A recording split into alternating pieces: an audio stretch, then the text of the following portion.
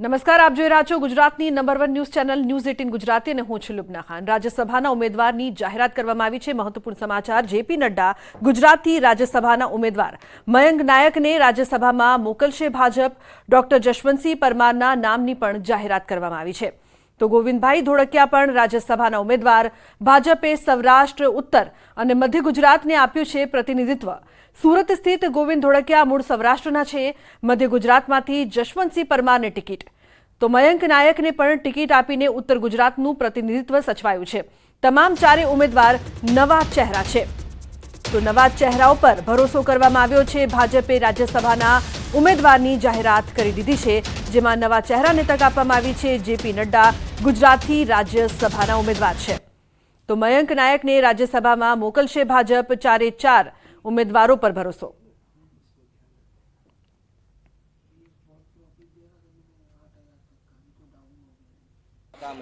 રાજ્યસભાના 4 ઉમેદવારોની આજે જાહેરાત થઈ છે। તેમાંના એક ઉમેદવાર છે મયંકભાઈ નાયક।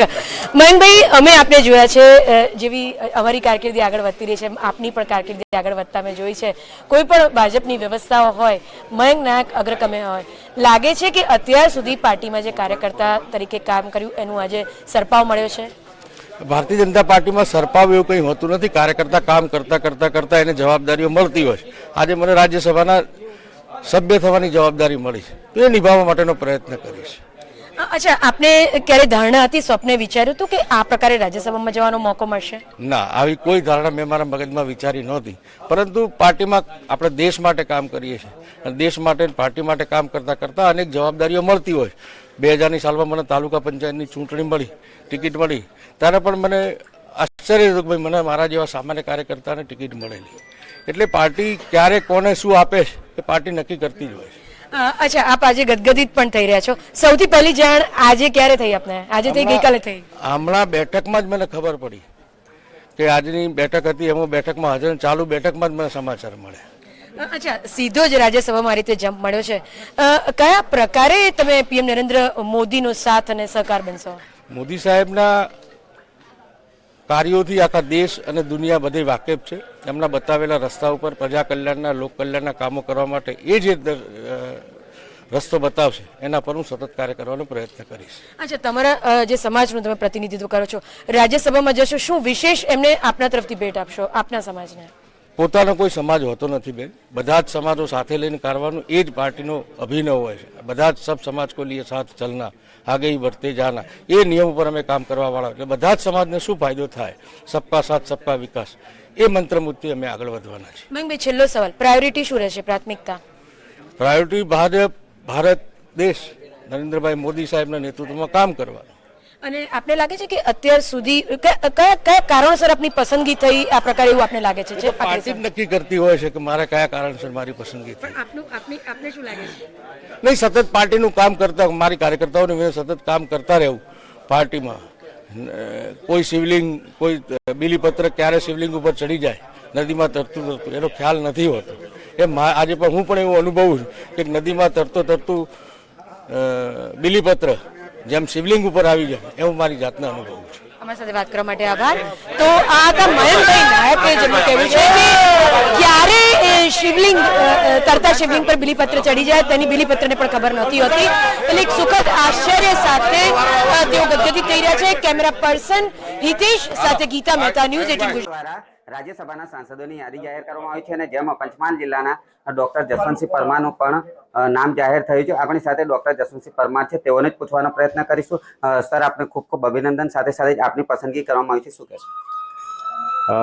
સૌ પ્રથમ વિશ્વની સૌથી મોટી પાર્ટી આપણી ભારતીય જનતા પાર્ટીએ ખૂબ મોટી જવાબદારી માટે મને જે પસંદ કર્યો છે, તેના માટે હું સૌ પ્રથમ તો પાર્ટીના મોવડી મંડળનો ખૂબ ખૂબ આભાર માનીશ।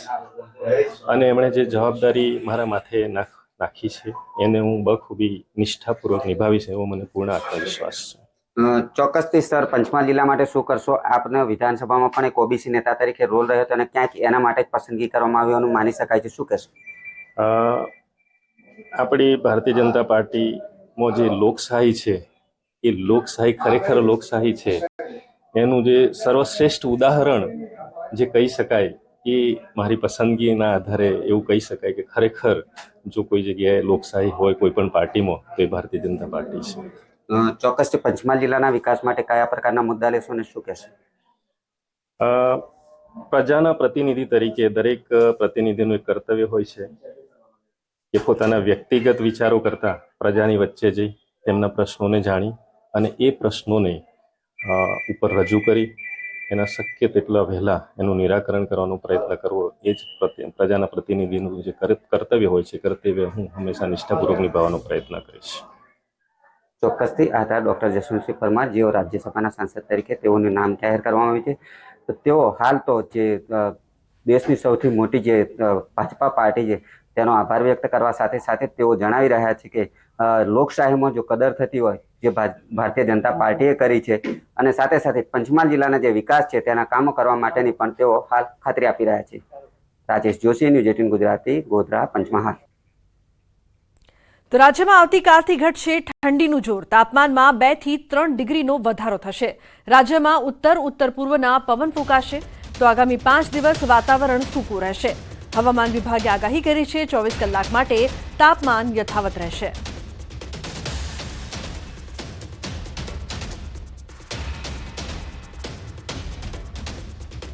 अगले 24 घंटे जो है तापमान में जो है किसी भी तरह के मेजर चेंज नहीं देखने को मिलेगा. उसके बाद अगर हम बात करते हैं डे 2 ऑनवर्ड्स तो दूसरे दिन से अगले 3-4 दिनों तक जो है तापमान में 2 से 3 डिग्री की बढ़ोतरी देखने को मिल सकती है. इसके बाद जो है अभी तापमान में जो है इससे ज़्यादा कहीं भी जो है आगे आने वाले समय में जो है ज़्यादा गिरावट देखने को नहीं मिलेगी. તો અમદાવાદ શહેરમાં રોગચાળો વકર્યો છે. શહેરમાં ઝાડા ઉલટીના 184 કેસ સામે આવ્યા છે. કમળાના 52 કેસ, તો ટાઇફોઇડના 93 કેસ તેમજ ડેન્ગ્યુના 59 કેસ નોંધાયા છે. કોર્પોરેશન દ્વારા ફરિયાદના આધારે પાણીના સેમ્પલ લેવાની કામગીરી શરૂ કરવામાં આવી છે. શહેરના સાઉથ ઝોનમાં સઘન ફૂડ અને પાણીના સેમ્પલ લેવાની કામગીરી સઘન તપાસ કરવામાં આવી છે. કોર્પોરેશન દ્વારા આ પ્રકારની પાણીને લગતી પોલ્યુશનને લગતી કોઈ પણ ફરિયાદ આવે તો તેના અનુસંધાને પાણીના સેમ્પલ લેવાની કામગીરી, ક્લોરીન ટેસ્ટ કરવાની કામગીરી હાલમાં કાર્યરત કરવામાં આવેલી છે. અને સ્પેશિયલી જે સાઉથર્ન પાર્ટ છે, દાણી લીમડા વિસ્તાર, બહેરામપુરા વિસ્તાર, લાંભા વિસ્તાર, આ પ્રકારના વિસ્તારમાં સઘન ફૂડનું ચેકિંગ તેમજ પાણીના સેમ્પલ લેવાની કામગીરી વધારે ઘનિષ્ઠ કરવામાં આવેલી છે. અમદાવાદમાં રોગચાળો ફરી વકરી રહ્યો છે તેવી સ્થિતિ સર્જાઈ છે. સોલા સિવિલ હોસ્પિટલમાં છેલ્લા એક સપ્તાહમાં ઓપીડી સામાન્યથી વધીને 10,729 જેટલી નોંધાઈ હતી. આ દરમિયાન ડેન્ગ્યુના 86 સેમ્પલ લેવાયા, જેમાંથી એક પોઝિટિવ કેસ નોંધાયો હતો. મલેરિયાના 256 સેમ્પલ લેવાયા, જેમાંથી 2 પોઝિટિવ કેસ નોંધાયા હતા. વાયરલ ઇન્ફેક્શનના 1563 જેટલા કેસ નોંધાયા છે.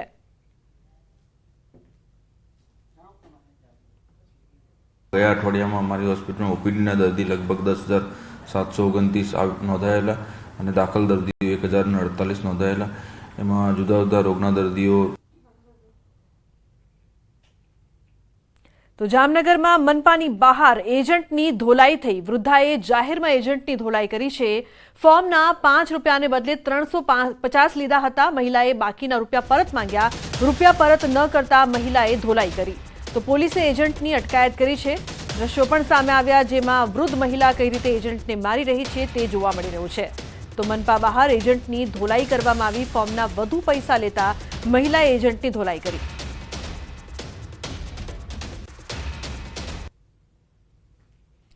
મહત્વનું છે કે જે એજન્ટ હતો તે વધુ પૈસા માંગી રહ્યો હતો, જે બાદ વૃદ્ધા જે છે તે ગુસ્સે ભરાઈ હતી અને તેની ધોલાઈ કરતી નજરે પડી, જે બાદ પોલીસ પણ આવી અને આ મામલે વધુ કાર્યવાહી હાથ ધરી છે.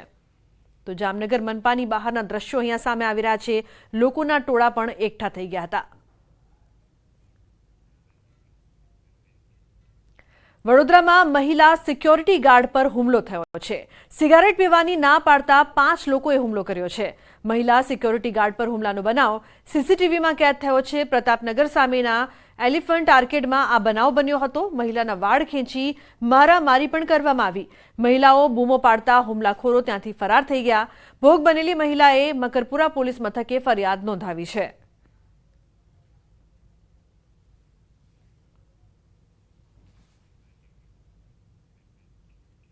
તો જૂનાગઢમાં યુબીઆઈ બેંકના રિજનલ મેનેજરે બેંકના જ કોમ્પ્લેક્સમાં ફાંસો ખાઈને આત્મહત્યા કરી લીધી.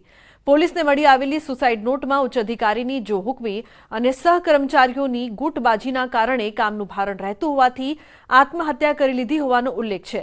પોલીસે પ્રથમ આત્મહત્યાનો ગુનો નોંધ્યો હતો, જો કે સુસાઇડ નોટ મળતા હાલ બેંક કર્મચારીઓની પૂછપરછ હાથ ધરી છે. મૃતકનો પરિવાર ભોજપુરનો હોવાથી તેમના આવ્યા બાદ નિવેદન લેવાશે.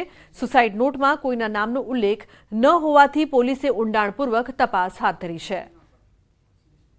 જે સુસાઇડ નોટ મેળવેલી તે બાબતે પણ તપાસ શરૂ હોય. બેંકના આજે એક મરણ જનાર છે સિયારામ પ્રસાદ, મેનેજરના અન્ય કર્મચારી અન્ય બેંકના સ્ટાફના સ્ટેટમેન્ટ લેવાની કાર્યવાહી, આ ઉપરાંત અન્ય છે જે કંઈ સંલગ્ન તપાસ છે તે બી ડિવિઝન પોલીસ સ્ટેશનની શરૂ છે. તો વડોદરાના કરજણમાં અજાણ્યા વાહનની ટક્કરથી બાઇક સવાર 2 લોકોના મોત નીપજ્યા છે. નેશનલ હાઈવે 48 પરના રેલવે બ્રિજ પાસે અકસ્માત સર્જાયો. બાઇક સવાર 2 લોકોના ઘટના સ્થળે જ મોત નીપજ્યા. અકસ્માતને પગલે હાઈવે પર થયો છે ટ્રાફિક જામ.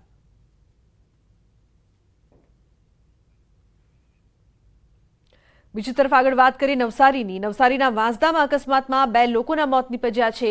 પિતા પુત્રીને ટેમ્પા ચાલકે અડફેટે લીધા. પુત્રીનું સ્થળ પર જ મોત નીપજ્યું, જ્યારે પિતાનું સારવારમાં મોત થયું છે. વાંસદાના ધરમપુર હાઈવે પર જામલિયા ગામ પાસેનો આ બનાવ છે. રોંગ સાઈડમાં આવતા ટેમ્પો ચાલકે પિતા પુત્રીને અડફેટે લીધા હતા. મૃતકના પુત્રની ફરિયાદ ટેમ્પો ચાલક સામે ગુનો નોંધાયો છે. અકસ્માતમાં પરિવારનો માળો વિખેરાયો.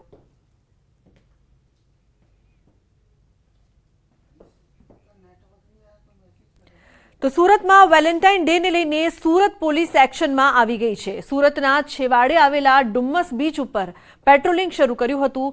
નવયુવક યુવતીઓ પ્રેમનો એકરાર કરવા મોટા પ્રમાણમાં ડુમ્મસ જાય છે. પ્રેમી યુગલોને કોઈ તકલીફ ન પડે અને કોઈ ઘટના ન બને તે માટે પોલીસ દ્વારા દરિયા કિનારે પેટ્રોલિંગ શરૂ કરવામાં આવ્યું. પોલીસે સાથે 40,000 જેટલા હોમગાર્ડની પણ મદદ લીધી. ટાવર ઉપરથી દરિયાપટ્ટી ઉપર પોલીસ સાથે હોમગાર્ડ નજર રાખી રહ્યા છે. 14 ફેબ્રુઆરી એટલે કે વેલેન્ટાઇન ડે તરીકે દેશભરમાં ઉજવણી થઈ રહી છે. ત્યારે સુરતના સુરતીઓ કોઈ પણ તહેવાર હોય રંગેજંગે ઉજવતા હોય છે. ત્યારે સુરતનું ફરવાલાયક સ્થળ છે ડુમ્મસ, અને ડુમ્મસમાં પ્રેમી યુગલો પહોંચતા હોય છે પોતાના પ્રેમનો એકરાર કરવા માટે. જો કે સુરતથી દૂર આવેલો આ વિસ્તાર છે અને મોટા પ્રમાણમાં જ્યારે લોકો અહીંયા પહોંચે ને કોઈ અનિચ્છનીય ઘટના ના બને તેને લઈને સુરત પોલીસ દ્વારા ખાસ આયોજન કરવામાં આવ્યું છે. ડુમ્મસનો દરિયા કિનારો છે કે જ્યાં યુગલો પહોંચી રહ્યા છે પોતાના પ્રેમનો એકરાર કરવા. ત્યારે દુર્ઘટના ના બને, કોઈ ઘટના ના બને તે માટે પોલીસ સાથે હોમગાર્ડનો મોટો કાફલો બીચ ઉપર ઉતારવામાં આવે છે. દ્રશ્ય જોઈ શકાય છે કે આખા બીચ ઉપર અલગ અલગ વિસ્તારોમાં અલગ અલગ જગ્યાઓ, ખાસ કરીને ઝાડી ઝાખરા છે, આ તમામ જગ્યા પર પોલીસને તૈનાત કરવામાં આવી છે. પોલીસ દ્વારા પેટ્રોલિંગ કરવામાં આવે છે અને એક ટાવર બનાવવામાં આવ્યું છે. આ ટાવર ઉપરથી દૂરબીનની મદદથી પોલીસ સમગ્ર વિસ્તાર ઉપર વોચ રાખતા હોય છે. જો કે સાંજ પડતાની સાથે અહીંયા અંધારું થતાં લોકોને વિસ્તારમાંથી બહાર કાઢવા માટે આ ટાવર બનાવવામાં આવ્યો છે. પણ ખાસ આજના દિવસે આ ટાવર પરથી પોલીસ દ્વારા નજર રાખવામાં આવી રહી છે, ખાસ કરીને પ્રેમી યુગલો સાથે કોઈ અનિચ્છનીય ઘટના ન બને તે માટે સુરત પોલીસે આ પ્રકારનું પેટ્રોલિંગ શરૂ કર્યું છે. કેમેરામેન ભરત બ્રહ્મભટ્ટ સાથે કીર્તેશ પટેલ, ન્યૂઝ 18 ગુજરાતી, સુરત. સમાચારનો પ્રવાહ યથાવત રહેશે. હાલ રોકાઈશું એક બ્રેક માટે. આપ જોતા રહો ન્યૂઝ 18 ગુજરાતી.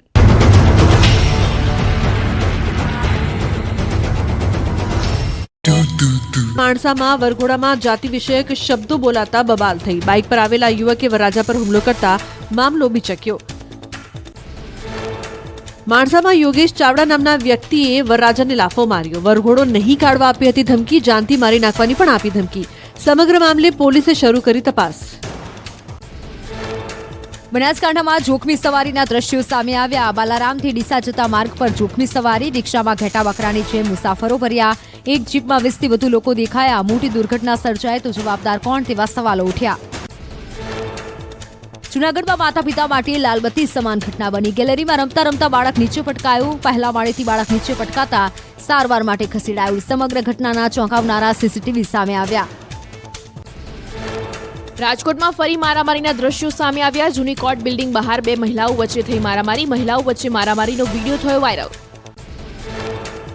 રાજકોટમાં રસ્તાની સમસ્યાને લઈને સ્થાનિકોનો હોબાળો. ડેપ્યુટી મેયરના વિસ્તારમાં જ રોડની સમસ્યા. યાગરાજનગર સહિત વિસ્તારના લોકોમાં રોષ જોવા મળ્યો. ડામર રોડનું કામ ન થતું હોવાનો સ્થાનિકોનો આક્ષેપ. ભાવનગર મહાનગરપાલિકા દ્વારા મેગા ડિમોલિશન કરાયું. શિલરશાહ ચોકથી અલકા ટોકીઝ સુધી કામગીરી કરાઈ. રોડ પરના દબાણો દૂર કરાયા. વર્ષોનું દબાણ દૂર કરાતા લોકોને ટ્રાફિકની સમસ્યાઓમાંથી મળશે રાહત. બનાસકાંઠામાં આંગણવાડી બહેનોની હડતાળ. જિલ્લા કચેરીમાં ધરણા પ્રદર્શન યોજાયું. પડતર માંગણીઓને લઈને કરાઈ હડતાળ. લઘુત્તમ વેતન, મહેકમ, મેટર્નિટી લીવ મુદ્દે થઈ રહ્યો છે વિરોધ. માંગણી ન સંતોષાય તો ઉગ્ર આંદોલનની ચીમકી. બોટાદના બરવાડાથી કાપડિયાળીને જોડતા 9 કિલોમીટર લાંબા રોડનું કામ બંધ. હલકી ગુણવત્તાના મટીરીયલનો ઉપયોગ કરાતા હોવાનો આરોપ. 4 કરોડ 42 લાખના ખર્ચે બનતો હતો રોડ. રોડની કામગીરી બંધ કરી દેવાતા ગ્રામજનોમાં જોવા મળ્યો રોષ. અનેક રજૂઆત બાદ રોડ બનાવવાના કામને મળી હતી મંજૂરી. બિસ્માર રોડથી 5 ગામના લોકોને પડે છે હાલાકી. ગોધરા શહેરમાં ગરીબોનું અનાજ ચાઉં કરી દેવાનું કૌભાંડ ઝડપાયું. ધી નવયુગ સહકારી મંડળી નામની સસ્તા અનાજની દુકાનના સંચાલકે કૌભાંડ આચર્યું. જિલ્લા પુરવઠા અધિકારીની તપાસમાં ચોંકાવનારા ખુલાસા થયા. નકલી સોફ્ટવેર બનાવી 29 રેશન કાર્ડ ધારકોની માહિતી દુરુપયોગ કરી અનાજનો જથ્થો ઉપાડી લીધો. કૌભાંડમાં 42,898ના અનાજનો જથ્થો સગેવગે કરાયો હોવાનું તપાસમાં ખુલ્યું. દુકાન સંચાલક સહિત 4 ઇસમો સામે ગુનો દાખલ. તાપીના જિલ્લાના છેવાડાના નોરાબાદ ગામની પ્રાથમિક શાળાની હાલત જર્જરિત. શાળાના વિદ્યાર્થીઓ અને શિક્ષકોને હાલાકી. સત્વરે શાળાના નવા ઓરડા બનાવવાની માંગ. ગ્રામજનોએ જિલ્લા વિકાસ અધિકારીને આપ્યું આવેદનપત્ર. તંત્ર દ્વારા 2 વર્ષ પહેલા નવા ઓરડા બનાવવાની અપાઈ હતી મંજૂરી. આજ સુધી નવા ઓરડા ન બનતા ગ્રામજનોમાં રોષ. નિવારણ નહીં આવે તો શાળાને તાળાબંધી કરવાની ચીમકી. બોટાદમાં ખાનગી મેડિકલ કોલેજને મળેલી મંજૂરી અંગે આમ આદમી પાર્ટીના ધારાસભ્ય ઉમેશ મકવાણાએ વિરોધ નોંધાવ્યો. તેમણે કહ્યું, આંદોલન કરવું પડે તો કરીશું, પરંતુ બોટાદમાં ખાનગી મેડિકલ કોલેજ નહીં બનવા દઈએ. મહીસાગર જિલ્લાના સંઘરીથી ડોડિયા ગામ સુધીની કેનાલમાં લીકેજ. ખેડૂતોને ખેતીમાં ભારે નુકસાન વેઠવાનો વારો આવ્યો. ઉભા પાકમાં ઘૂંટણસમાં પાણી ભરાઈ જતા પાકને નુકસાન. કડાણાની ડાબા કાંઠાની કેનાલમાંથી છેલ્લા 10 વર્ષથી પાણી લીકેજની સમસ્યા. અનેક વખત રજૂઆત છતાં નથી આવ્યો સમસ્યાનો અંત. અધિકારીઓએ આંખ આડા કાન કરતા ખેડૂતોને હાલાકી. ઊંઝા માર્કેટ યાર્ડમાં નવા જીરાની આવક શરૂ. સારી ક્વોલિટીનો ભાવ 20 કિલોના 5 થી 7,000 આસપાસ બોલાયો. જીરાની આવક વધશે તો ભાવ 4,500 સુધી પહોંચવાની શક્યતા.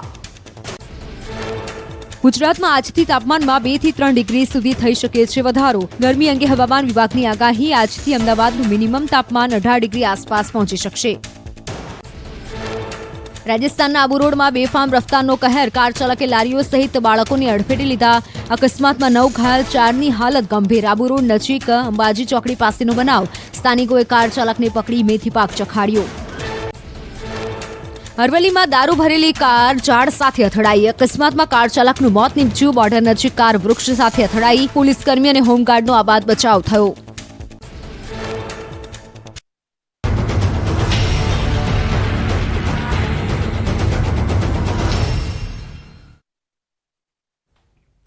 Welcome back. સમાચારમાં આગળ વાત. મહેસાણાની તરભમાં ઉજવાશે પ્રાણ પ્રતિષ્ઠા મહોત્સવ. વાડીનાથ મંદિરનો ભવ્ય પ્રાણ પ્રતિષ્ઠા મહોત્સવ 16 થી 22 ફેબ્રુઆરીએ યોજાશે મહોત્સવ. પીએમ મોદી પણ મહોત્સવમાં હાજરી આપશે. મહોત્સવની તૈયારીઓ પૂરજોશમાં ચાલી રહી છે. તો 16 થી 22 ફેબ્રુઆરીએ આ મહોત્સવ યોજાવાનો છે, જેને લઈને તડામાર તૈયારીઓ કરવામાં આવી રહી છે. ખાસ કરીને પીએમ મોદી પણ હાજરી આપશે.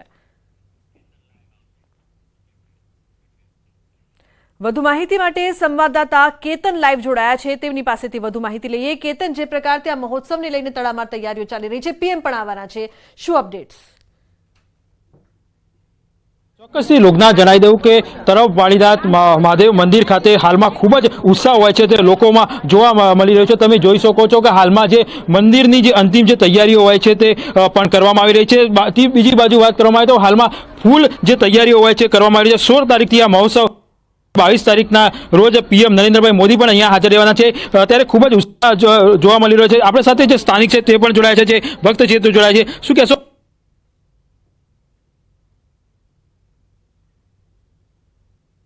ભારત વર્ષમાં જેનો અમર ઇતિહાસ થઈ ગયો છે, રામચંદ્રજી ભગવાન રામલલ્લાજી અયોધ્યા બિરાજ્યા છે. 22મી ફેબ્રુઆરીએ અમારા વાડીનાથ મહાદેવની અહીંયા પ્રાણ પ્રતિષ્ઠા થવા જઈ રહી છે. આપ શ્રીએ વાત કરી પ્રમાણે ભારતનું રત્ન વિશ્વ નેતા માનનીય નરેન્દ્રભાઈ મોદી સાહેબ અહીંયા પધારવાના છે. સમગ્ર ભારતની આ અમારી મહાન ધરોહર છે, મહાન તપોભૂમિ છે. અહીંયા અનેક જીવન સમાધિઓ છે. અમારા બળદેવગીરી બાપુ પૂજ્ય અમારા ભાના હુલામણા નામથી જેમને જાણીએ છીએ, એમને અહીંયા એમના પૂર્વતન 900 વર્ષ જૂનો અમારો અહીંયા ભવ્ય મહાન વિરાસત છે.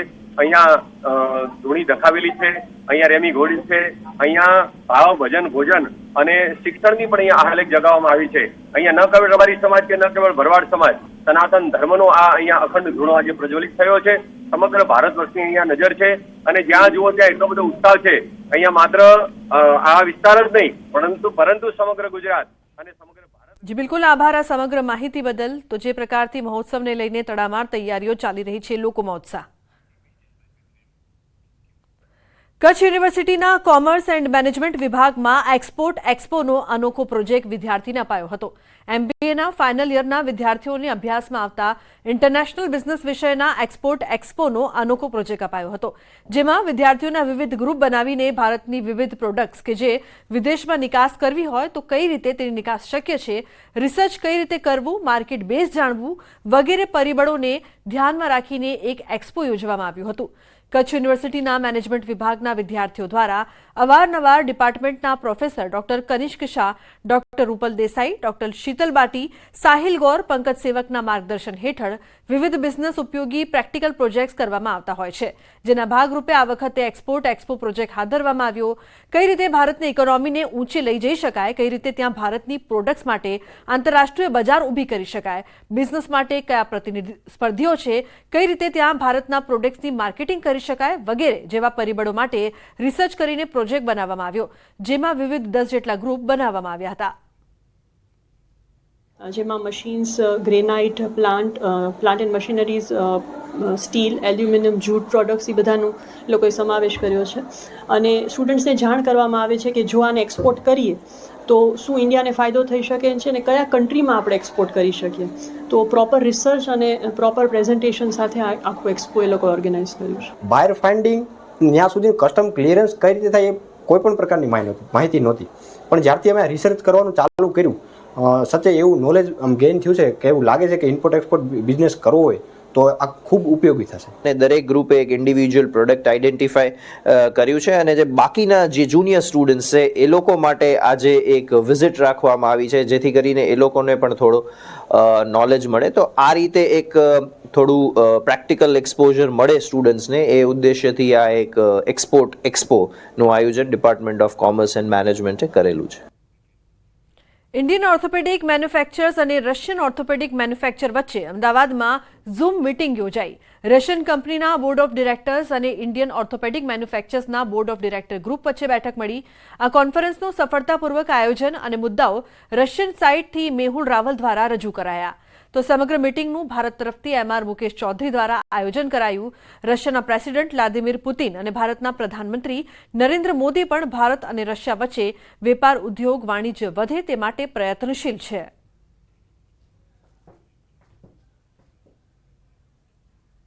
તો બુલેટિનમાં હાલ બસ આટલું જ. તમામ મહત્વપૂર્ણ સમાચાર માટે આપ જોતા રહો ન્યૂઝ 18 ગુજરાતી. નમસ્કાર.